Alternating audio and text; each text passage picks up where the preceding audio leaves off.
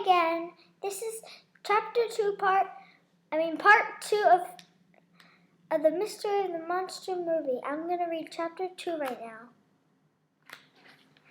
Cam's father turned and looked at the balcony and at the rest of the theater. Look how crowded it is here, he said. And I'll bet lots of these people saw Shoescape when it first came out. They want to see it again just as I do. Cam tapped her mother on the shoulder and asked, "Can Eric and I get some popcorn?" Miss Jansen gave Cam some money and said, "Get 2 buckets. For one for you, and one for Eric, and one for your father and me."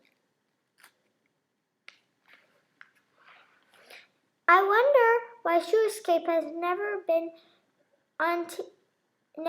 shown on TV. Cam's father said as Cam and Eric squeezed past them. As Cam and Eric walked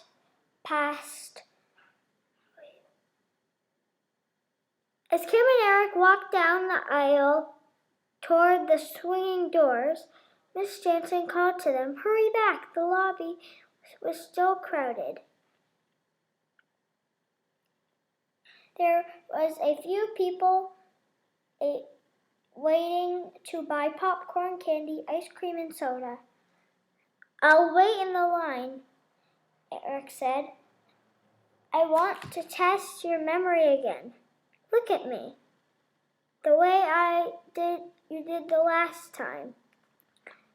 Cam stood back and looked at Eric. She was also careful to look at other people in line.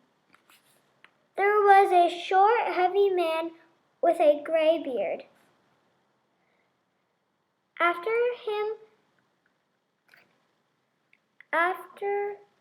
him, there were a woman with a large red hat, 2 older boys, and a woman in a pink running suit. And Eric, Cam looked at them all. She closed her eyes and said, "Click." Then Cam opened her eyes and looked at the price list and at the woman behind the counter. Cam closed her eyes again and said, "Click." She was walking toward Eric with her eyes still closed when she heard someone shouting, "I paid for a full bucket of popcorn. This one is half empty." Cam opened her eyes.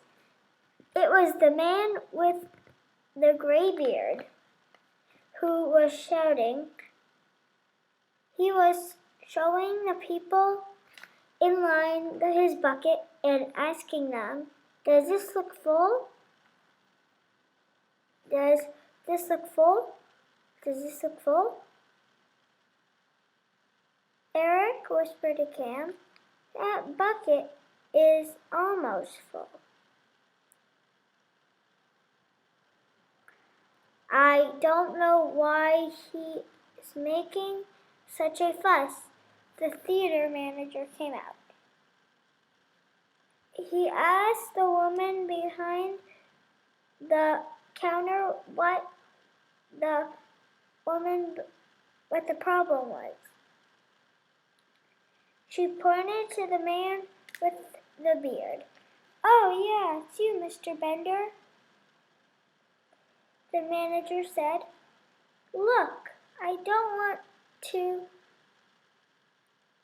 go to your theater to make trouble.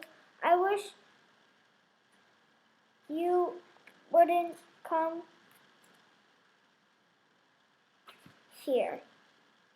Well, in my theater, Mr. Bender said to the people in line, our popcorn buckets are filled to the top.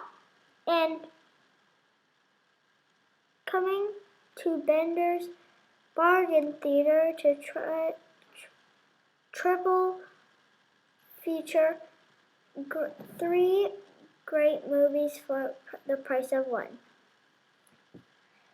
The theater manager took the bucket from Mr. Bender. He gave it to the woman behind the counter. Please pour some more in for Mr. Bender, he said. The woman poured a huge scoop of popcorn into the bucket. When Mr. Bender walked away with it, popcorn spilled. He left a trail of popcorn from the counter to the doors of the theater. The next woman in line wanted change for the telephone. The boys bought soda and popcorn. The woman in the running suit bought 2 ice cream cones. Then Cam and Eric bought 2 medium-sized buckets of popcorn. They were filled to the very top. Just as Cam and Eric opened the doors to the theater, the lights dimmed. The movie was about to begin. Cam and Eric rushed to their seats. As they sat down, soft marching music started to play. The music became louder, and the screen lit up with a picture of a marching band. At first, the screen showed the marcher's face. Then it showed their feet and their shoes. Then 2 words seemed to shoot out into the screen. Shoe escape. There were pictures of the movie stars. Joe Roberts, Angela Kane, and Robert Allen. After their faces and names were shown on the screen, their shoes were shown. I think I've seen that woman somewhere, Cam whispered to Eric when Angela Kane was shown.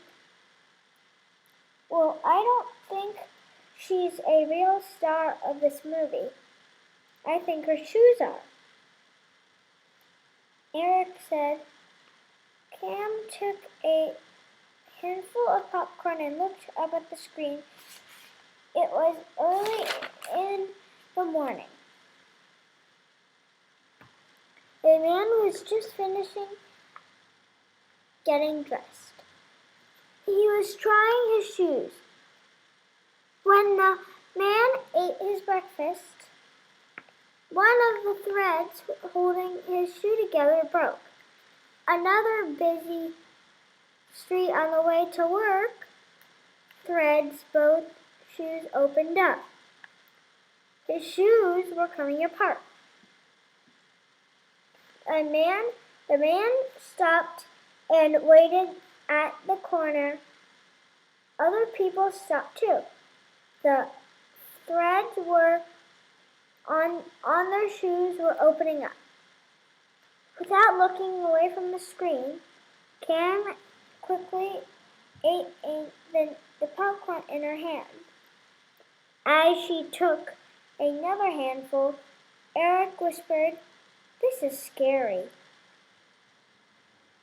"It's only a movie," Cam told him. "It could never happen." The man was standing in an elevator. The other people in the elevator were talking to him, wishing him a good morning. Then the screen showed their shoes. threads on the other shoes were breaking too. The man got off onto the 8th floor of the building, but the doors to the elevator didn't close. The man sat down at his desk. He felt something move beneath him. It was his shoes. They walked off his feet and ran out of the office door. In the hall, other shoes were running. They all ran into the elevator. The doors closed. At the 7th floor, the doors opened and more men's and women's shoes went in. Then the screen became dark. What happened? Kim asked. It's the shoes, her father said. They're all getting together. The movie gets real exciting now. I don't mean about the shoes. Why did the movie stop? That was the end of chapter 2, and next time we will read chapter 3 of Cam Jansen and the Mystery of the Monster Movie. Bye!